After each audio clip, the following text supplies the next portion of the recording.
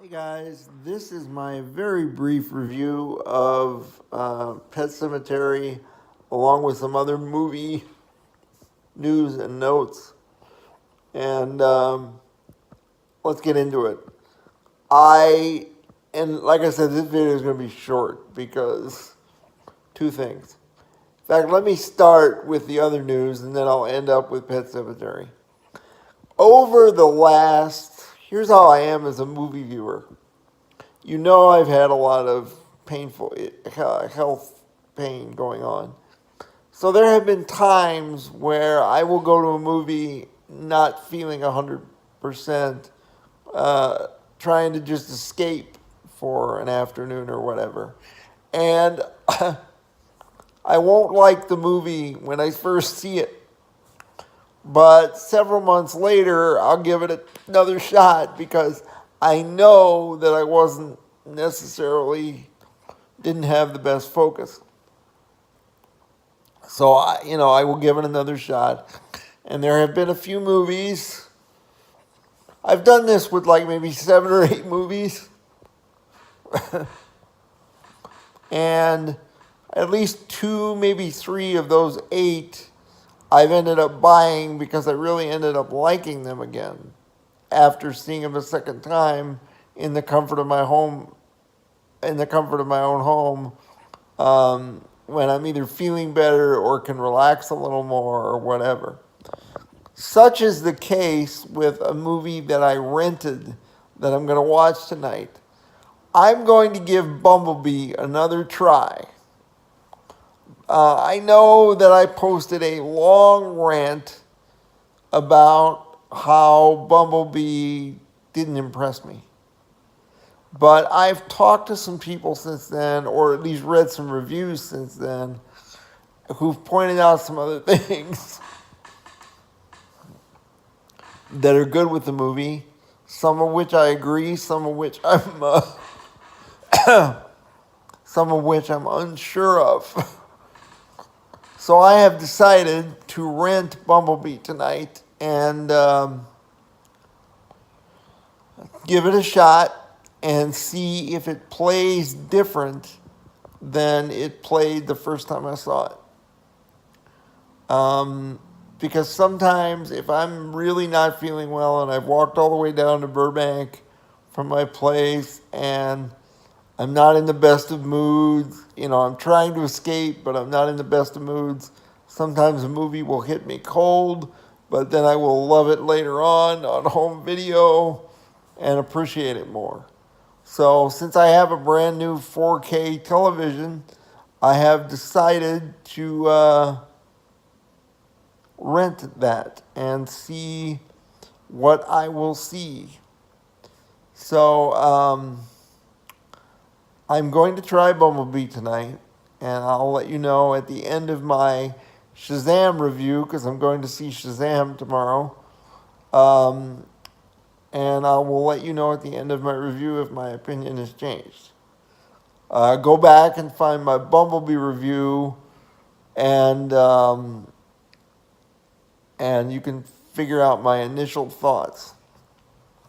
But I'm going to make a real short and sweet review for Pet Sematary now. Pet Sematary gets a B minus, C plus, somewhere in there. To me, it was just okay. I was bored in a lot of spots. There are a few scares, but not enough. When you have seen the tension-filled movie of Us, where I was basically on the edge of my seat with the characters and their events the whole movie, and then you have an ending that kind of shocks you and makes you think about the whole movie in a different way. When you go to see a straightforward horror movie like this, sometimes, unless the tension is high, it lets you down. And this movie let me down.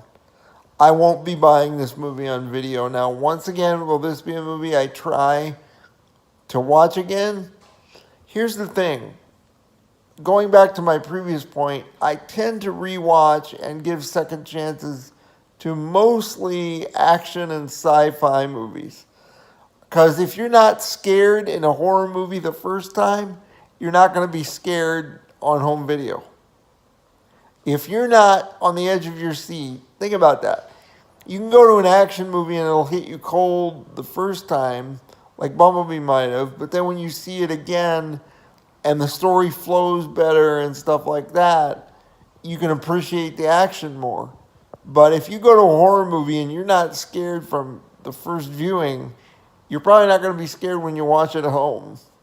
So I hate to say this as a Stephen King lover, but I was very disappointed. In fact, the more I talk about it, that B minus might be leaning more toward a C plus C. It's not an absolute garbage film. It's not like, it's just kind of meh. And considering we've got Us coming out, and look how good it was. It was fantastic, and that's a Stephen King adaptation. And I was creeped out through the whole thing of it. But they didn't execute, or they didn't bring the creep for Pet Sematary. I was bored in a lot of spots, and there were a few very harmless jump scares that made me jump, but nothing that kept me on the edge of my seat. There didn't seem to be any dramatic tension. I didn't really care for this movie. It's not garbage. I'm not going to give it a D or an F, but it's just a paint-by-numbers horror movie that is just meh. So I'll put it somewhere in the C range. C plus, C, somewhere like that. The ending the third act gets a little more tense, but there are so many slow parts for me in the first two acts that the third act doesn't really save it. So Bumblebee is a disappointment. As a Stephen King fan, Bumblebee is a huge disappointment. And that's what I have to say about that. I'm not going to break it down anymore because I usually don't break down movies that hard that I don't really like, unless they piss me off like the first viewing of Bumblebee tended to do. But I really want to go back and give Bumblebee a second chance, because even though I'm not a huge Transformers fan, there are a lot of people out there that thought this was a movie that is moving the Transformers franchise in the right direction. And I will agree that the opening 20 minutes is awesome. I just really want to rewatch the middle and the third act to see if what bothered me was just because I was uncomfortable, which happens sometimes, or if it really did bother me. So I will keep you posted on that, but I'm not a big fan of Pet Sematary. I didn't care for it. So talk to you later. Bye-bye.